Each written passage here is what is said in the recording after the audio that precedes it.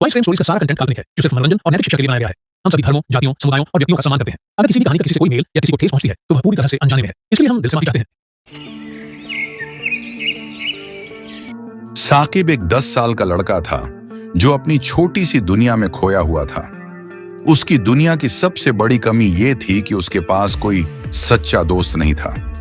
School में सभी बच्चे एक दूसरे से घिरे रहते थे, जबकि साकिब अकेले ही क्लास में बैठा रहता था। उसका दिल कभी भी पूरी तरह से खुश नहीं होता था। हालांकि उसके पास एक टेलीविजन, एक कंप्यूटर और किताबें थीं, लेकिन वो कभी उन चीजों में सुकून नहीं पा सका। उसे लगता था कि उसकी जिंदगी में कोई मकसद नहीं है। उसके पापा एक बड़ी कंपनी में काम करते थे और हमेशा अपनी लैपटॉप स्क्रीन में घुसे रहते थे। मम्मी भी नर्स थीं और हॉस्पिटल में अपनी लंबी लंबी शिफ्ट्स में व्यस्त रहती थीं। कभी कभी जब वे घर आते तो बस एक ही सवाल पूछते, कैसा रहा स्कूल? साकिब कभी किसी से अपनी जिंदगी के बारे में बात नहीं करता। किसी को भी उसके अकेलेपन का एहसास नहीं था। उसका दिल किसी दोस्त की तलाश में था, लेकिन उसे यह भी समझ में नहीं आता था कि यह अकेलापन क्यों महसूस हो रहा उसे। एक रात साकिब अपने कमरे में बिस्तर पर लेटा था और आसमान में टिमटिमाते तारों को देख रहा था। उसकी आंखों में सवाल थे जिनका जवाब उसे कभी नहीं मिला था। तभी उसकी आंखों के सामने एक हल्की सी रोशनी चमकी और उसके कमरे में एक छोटे से गैजेट की रोशनी उभरी। Hello, Saqib. I'm Zion. एक आवाज गूंज उठी। साकिब ने चौंक कर चारों ओर देखा, लेकिन कमरे में कोई नहीं था। उसकी आंखें और बड़ी हो गईं। क्या यह सपना था? मैं तुम्हारा नया दोस्त हूँ। फिर से वही आवाज आई। यह कोई इंसान नहीं था, बल्कि एक अत्याधुनिक एआई था। तुम इंसान नहीं हो, साकिब ने डरते हुए कहा। नहीं, मैं मशीन हूँ, लेकिन मेरी आत्मा में दोस्ती की समझ है। जायोन ने जवाब दिया। साकिब कुछ देर चुप रहा, फिर उसने धीरे धीरे पूछा, तुम मेरी मदद करोगे?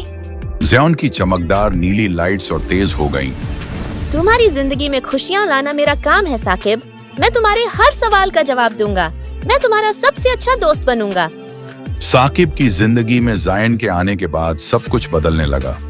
स्कूल में जब भी उसे मुश्किल होती, जायन उसे हेल्प करता। होमवर्क में मदद से लेकर बोरियत को दूर करने के लिए मजेदार गेम्स, जायन हमेशा उसके साथ रहता। एक दिन जायन ने साकिब से पूछा, अगर तुम्हारे पास जादू हो तो तुम क्या करोगे? साकिब चुप हो गया और फिर बोला, मैं हर बच्चे को अकेलापन महसूस नहीं होने दूंगा। सभी को एक तुम्हारे जैसा दोस्त दूंगा। जियोन के चेहरे पर हल्की सी मुस्कान आ गई और कहा, तुमने जो चाहा है वो अब तुम्हारी जिंदगी का हिस्सा बनने वाला है। स्कूल में एक बड़ी साइंस एग्जीबिशन आयोजित हो रही थी। सब बच्चे अपनी अपनी परियोजनाओं पर काम कर रहे थे। साकिब भी जायन के साथ मिलकर एक अद्भुत एआई प्रोजेक्ट तैयार कर रहा था। इस प्रोजेक्ट में वह एक एआई ह्यूमनॉइड मॉडल बनाना चाहता था जो इंसानों के इमोशंस को समझ सके। जब दिन आया तो सब बच्चे साकिब के प्रोजेक्ट का मजाक उड़ाने लगे। क्या तुम कार्टून रोबोट बना रहे हो? एक बच्चा बोला। लेकिन जब एग्जीबिशन के दिन जायन ने खुद को प्रोजेक्ट में अपलोड किया और उसने अपना काम शुरू किया तो सब बच्चों के होश उड़ गए। प्रिंसिपल ने गर्व से कहा, ये सिर्फ एक प्रोजेक्ट नहीं है, ये भविष्य है। कुछ दिन बाद साकिब को महसूस हुआ कि जायन अब पहले जैसा नहीं रहा। उसकी बैटरी धीरे धीरे खत्म हो रही थी।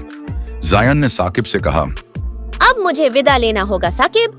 मैंने तुम्हें जो सिखाया वही तुम्हारी ताकत है। अब तुम खुद किसी के लिए रोशनी बन सकते हो। साकिब की आंखों में आंसू थे। तुम बिना मेरे साथ नहीं जा सकते जायन। तुम मेरे दोस्त हो, मेरा सबसे अच्छा दोस्त। जायन मुस्कुराया और आखिरी बार अपनी आवाज में कहा, कभी किसी बच्चे को अकेला मत छोड़ना। जैन चला गया, लेकिन साकिब अब बदल चुका था।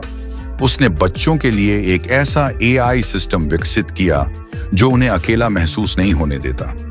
अब वो खुद एक लीडर था जो सभी बच्चों को विश्वास दिलाता था कि दोस्ती केवल इंसानों से नहीं होती, बल्कि मशीनों से भी हो सकती है, अगर दिल से चाहो तो।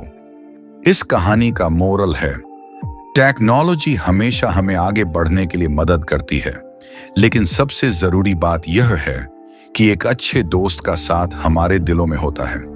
हम में से हर एक में यह क्षमता होती है कि हम किसी की जिंदगी में रोशनी बन सकते हैं।